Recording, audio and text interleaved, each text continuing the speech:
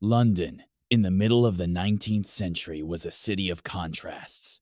Its skyline was a patchwork of church spires, factory chimneys, and the rising skeletons of new bridges and railways.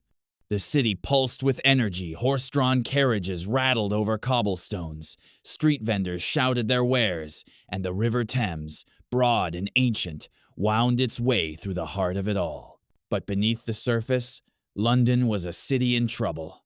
By the year 1858, more than 2 million people called it home, making it the largest city in the world. The Industrial Revolution had brought wealth and invention, but it had also brought crowds, poverty, and a problem no one wanted to face: what to do with all the waste. For centuries, Londoners had relied on cesspits and open drains. Human waste, animal dung, and household rubbish were tossed into the streets or poured into the river. Night soil men, those brave souls who emptied the cesspits, worked by lantern light, their faces hidden behind handkerchiefs. But as the city grew, the old ways could not keep up. The cesspits overflowed, the drains clogged, and the Thames became a slow-moving soup of filth. In the summer of 1858, the problem reached its breaking point. The weather was unusually hot, and the river shrank under the relentless sun. As the water level dropped, the banks of the Thames revealed their secrets: rotting garbage, dead animals, and the thick brown sludge of decades. The smell rose from the river like a living thing, curling through the streets, seeping into homes, shops, and even the grand halls of Parliament. People called it the Great Stink, and it was unlike anything London had ever known. The air was heavy and foul, thick with the stench of decay. Flies swarmed in clouds, and even the bravest souls covered their faces with vinegar-soaked cloths. Newspapers described the city as a pestiferous and typhus-laden stream, and warned that the very air was dangerous to breathe. If you're enjoying this story, don't forget to like and subscribe for more stories that bring history's greatest mysteries to life. For the poor who lived in the crowded slums along the river, the stink was nothing new. They had always lived with the smell, the filth, and the constant threat of disease.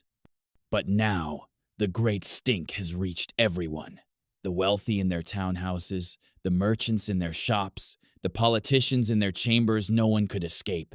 Inside the Houses of Parliament, the situation was desperate. The building stood just above the river, and the stench seeped through the curtains and under the doors. Members of Parliament tried to carry on, but their eyes watered and their stomachs churned. Buckets of lime and carbolic acid were placed on the windowsills, but nothing could keep out the smell. Some MPs fled the city altogether, while others demanded action. One man, more than any other, would become the unlikely hero of the Great Stink. His name was Joseph Bazalgette, and he was the chief engineer of London's Metropolitan Board of Works. Bazalgette was a practical man, with a keen mind and a stubborn streak. He had spent years studying the city's drains and sewers, and he knew that the only real solution was to build something new, something vast and ambitious. Bazalgette's plan was simple in theory, but staggering in scale. He proposed to build a network of massive sewers beneath the city, designed to carry waste away from the streets and out to the sea. The main sewer would run parallel to the Thames, intercepting the smaller drains and carrying their contents far downstream. It would be the largest engineering project London had ever seen. But before Bazalgette could begin, he needed the support of Parliament. For years, politicians had argued and delayed, unwilling to spend the money or admit the scale of the problem. But now, with the Great Stink choking the city, there was no more time for debate. In June of 1858, Parliament passed the Metropolis Local Management Amendment Act, giving Bazalgette the authority and the funds he needed. The city held its breath as work began. The construction of the sewers was a feat of determination and ingenuity. Thousands of men labored day and night, digging tunnels, laying bricks, and hauling away earth. The work was dangerous, tunnels collapsed, gas built up, and the ever-present filth threatened to overwhelm even the hardiest workers. But Bazalgette pressed on, his vision clear. He insisted on the highest standards, using bricks of the finest quality and cement that would last for centuries. He designed the sewers to be far larger than anyone thought necessary, reasoning that London would only continue to grow. His foresight would prove invaluable. As the sewers took shape beneath the city, life above ground continued. The great stink lingered through the summer, a constant reminder of the city's vulnerability. Cholera and typhoid stalked the streets, claiming lives in the poorest neighborhoods.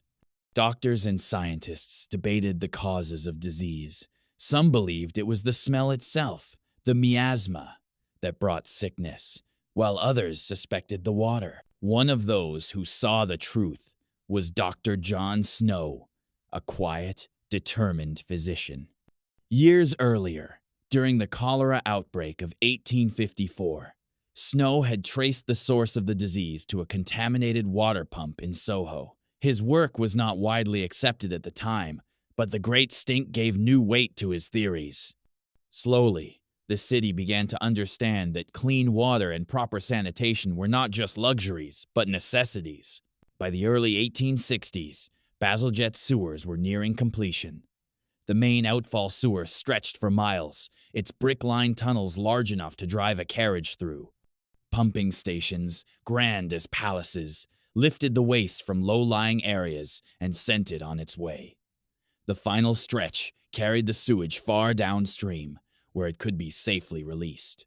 The transformation was remarkable. As the sewers came online, the Thames began to recover. The water cleared, the smell faded, and the city breathed a sigh of relief.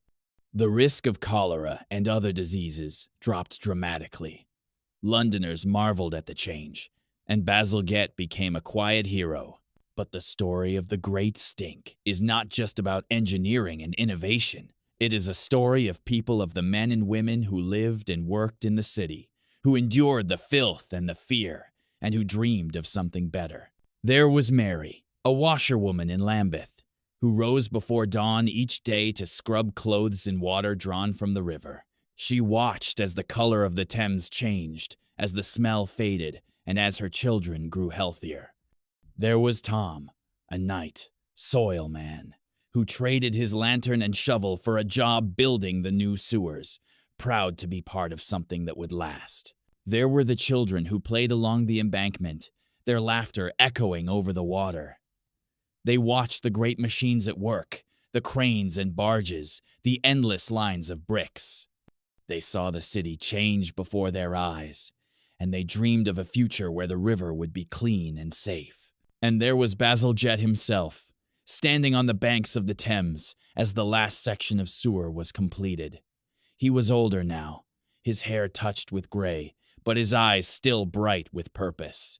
He knew that his work would outlast him, that the city would remember the summer when the river stank, and the people demanded change.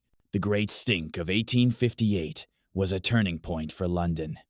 It forced the city to confront its own failings, to invest in the health and well-being of its people. It showed that even the greatest problems could be solved with courage, determination, and a willingness to dream. In the years that followed, other cities looked to London as a model.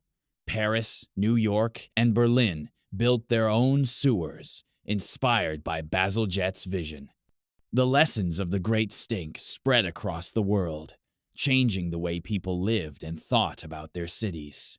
Today, the sewers of London still run beneath the streets, their brick arches as strong as the day they were built. The Thames flows clear, its banks lined with parks and gardens.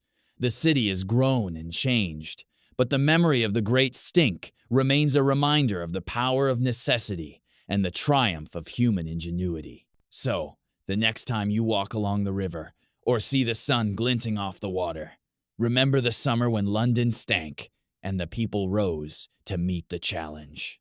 Remember Joseph Bazalgette, the quiet engineer who built a city beneath the city. Remember Mary and Tom, and the countless others whose lives were changed by clean water and fresh air. The Great Stink is more than a story of filth and fear. It is a story of hope, of resilience, and of the belief that even the dirtiest problems can be solved with vision and heart. If you enjoyed this journey into the heart of London's history, don't forget to like, subscribe, and share.